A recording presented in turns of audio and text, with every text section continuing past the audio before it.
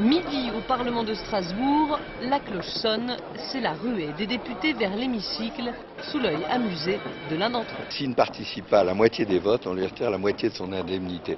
Donc ça pousse encore plus à la motivation civique d'aller voter, quoi.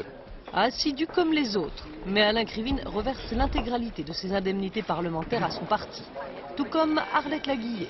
Les députés d'extrême gauche participent à la plupart des votes, souvent seuls contre tous, sans jamais perdre de vue leur idéal révolutionnaire. Mais il faut lever le poing quand ça soulage. Pas plus à Strasbourg qu'à Bruxelles, ils n'ont révolutionné les mœurs européennes. Dans les débats, Arlette Laguillet retrouve presque sa combativité de meeting.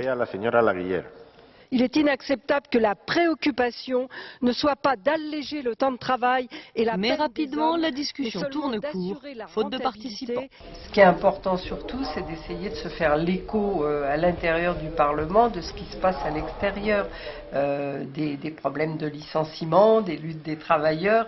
Seuls à peu près fréquentables à leurs yeux, les députés communistes. Pendant leurs 5 ans de mandat, ils ont siégé dans leur groupe, ce soir dîner d'adieu dans un grand restaurant alsacien. Moi, c'était la vraie vie de château des députés européens, non?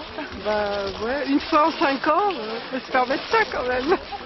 Et si les eurodéputés sortants d'extrême gauche sont candidats à leur propre succession, ce n'est pas parce qu'ils y ont pris goût. Député pour nous, c'est pas une profession. Député pour nous, c'est pas un métier. On n'est pas né en se disant je vais être député. On n'est pas né en se disant je vais être député. Malgré son échec aux dernières régionales, le couple LO-LCR repart en campagne avec un handicap, le mode de scrutin défavorable au petit parti.